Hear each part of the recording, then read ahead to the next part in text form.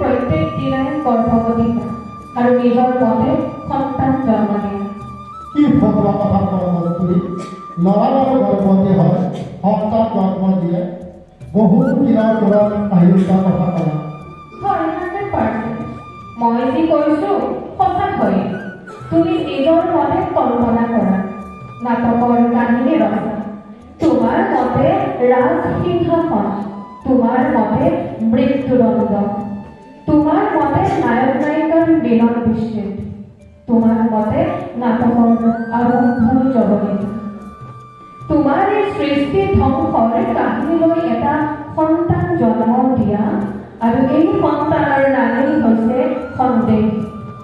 তুমি সন্দেহক জন্ম দিয়া, লালন পালন কৰা, সময়ত পৈলন পৰাক্ৰমী দানৱলৈ ৰূপান্তৰিত কৰা, যাৰ আক্ৰমণত মই ধৰ্মশালী হওঁ।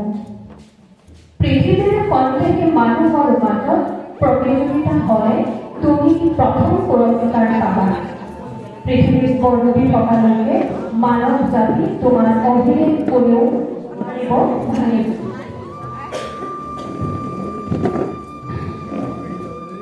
সন্দেহী সম্ৰাট হৈ তোমাৰ প্ৰতিমূৰ্তি পৃথিৱীৰ চুকে কোণে থিয় হৈ থাকিব। ইমান সন্দেহ কৰা মোক, ইমান সন্দেহ। তোমাৰ ওচৰত মোৰ সকলো সম্পত্তি অৰ্পণ কৰাৰ পাছতো, তোমাৰ বাবে মোৰ সকলো ইজ্জত বিসৰ্জন দিয়াৰ পাছতো আচলতে অনুৰণ তুমি তিৰোচনৰ নামৰে মানসিক ব্যাধিত আক্ৰান্ত, যি ৰোগীয়ে তিৰোচনক অকাৰণে খাওঁতে শুওঁতে উঠোতে বহুতে সন্দেহ কৰে। এই ৰোগবিধৰ নাম টিলিউচন অফ ইনফেডিলিটি। মাই ডিয়াৰ, মনত থাকিবনে? আকৌ এবাৰ কৈছো, টিলিউচন অফ ইনফেডিলিটি। তুমি কেনেকৈ জানিলা কস্তুৰী? তুমিতো চিকিৎসক নহয়। তোমাক ভাল পাওঁ বাবে অনুৰণ, তোমাক ভয়ংকৰভাৱে ভাল পাওঁ বাবে বহু দিনৰ পৰা তোমাক অধ্যয়ন কৰিছো। তোমাৰ তেজৰ শিৰা উপশিৰাৰে ভ্ৰমণ কৰিছো। তোমাৰ দেহ মনৰ পাঠশালাত শিকিছো। বীজগণিত জ্যামিতিৰ জটিল সূত্ৰ মুখস্থ কৰিছো। তোমাৰ ইতিহাস ভূগোলৰ পাঠ লুটিয়াই অক্লান্ত পুৰাণৰ দৰে ঘূৰা চেকৰাইছো।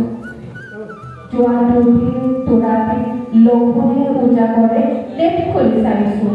টিলিউচনৰ সংজ্ঞা, শ্ৰেণী বিভাজন আৰু বিস্তৃত বৰ্ণনা তন্ন পঢ়িছো। বেছি জ্ঞানী নেদেখা কস্তুৰী, আৰু কি বেলেগ পঢ়িছা কোৱা? কি জানিব বিচাৰিছা অনুৰণ?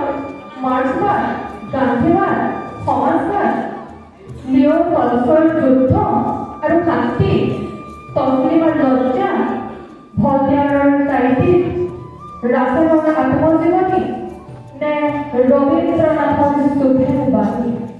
ধন্যবাদ।